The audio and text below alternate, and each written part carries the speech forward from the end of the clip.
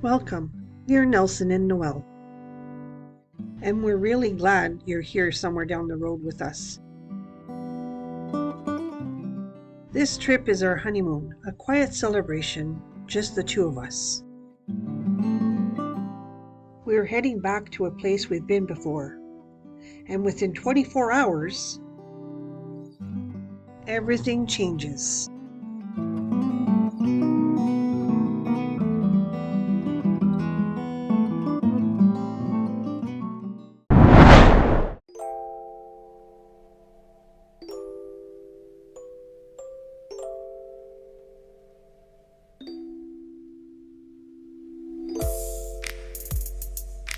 We're packed and ready, passports in hand, bags in the car, and just like that, we're on our way.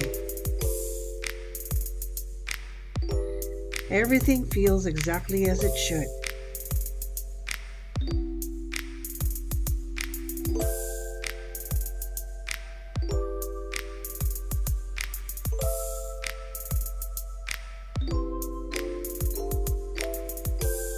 We arrive at our hotel, ready to settle in, but our parking reservation is missing.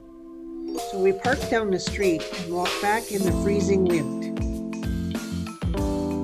Now we're finally back at the hotel. We settled in for dinner. A quiet moment before our early flight the next morning. It's now 7:30. I'm trying to get some sleep, and Nelson is still scrolling next to me.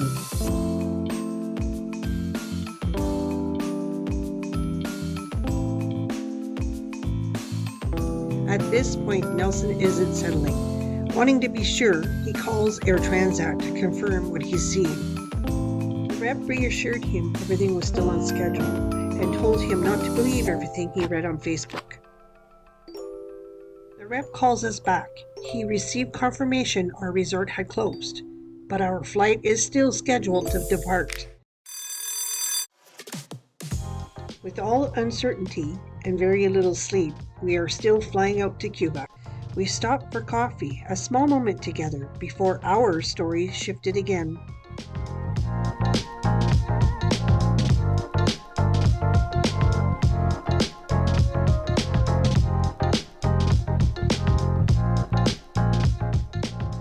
The moment they shut the aircraft doors, the cabin went dark. The terminal lost power. When the lights came back on, the boarding bridge had to manually be reset before we could push back. And then we waited again for de-icing before we can depart.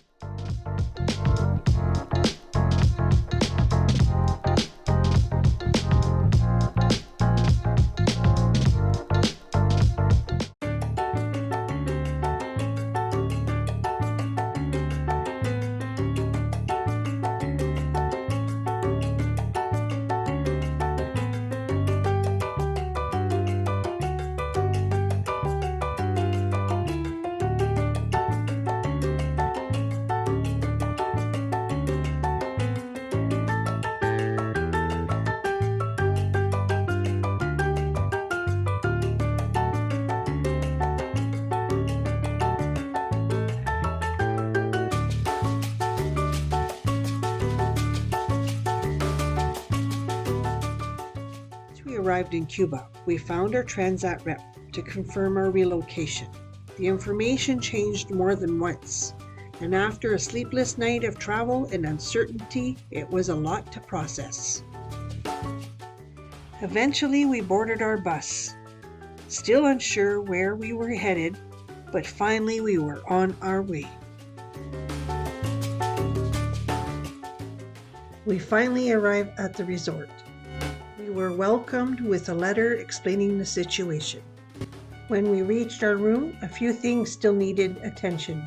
The toilet won't flush and the safe isn't working. Staff are quick to help, but after about 45 minutes, it's still not sorted. So they move our things to another room. By now, we're completely exhausted.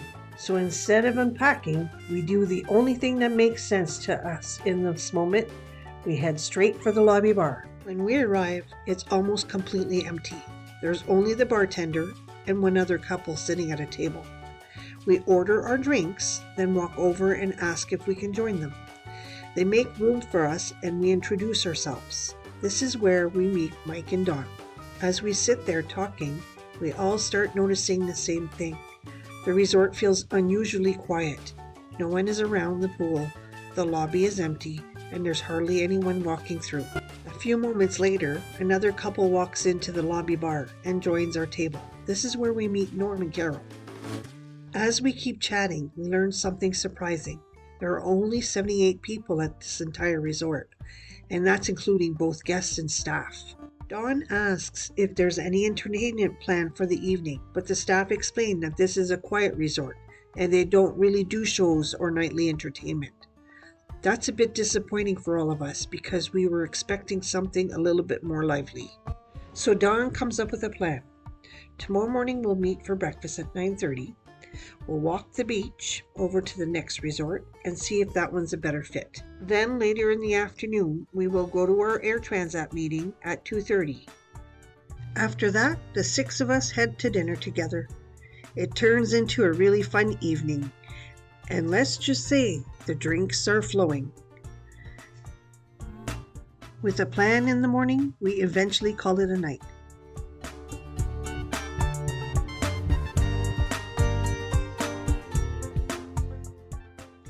After breakfast, the 6 of us follow the plan, and we walk the beach towards the next resort.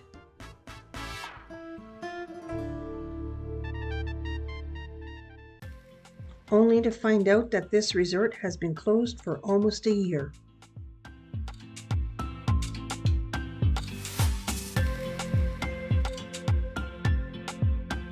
That afternoon, we attend the Transat welcome meeting. Several guests, also displaced from Perla Blanca, are there trying to decide what to do next. We wait until others speak with the rep first. Now it's our turn. We share what we were hoping for in this trip. A bit more energy, some evening entertainment, and a swim-up bar to enjoy during the day. It takes some time, but our rep is able to coordinate and approve our transfer to another resort. Now it's already around 4 o'clock. We have less than an hour to pack up and be back in the lobby. In less than 24 hours, we're packing again, heading to a resort we knew nothing about. And honestly, we have no idea what we're walking into next. Will the next resort be any better? If you want to see what happens at the next resort, make sure to watch part 2. Thanks for traveling somewhere down the road with us.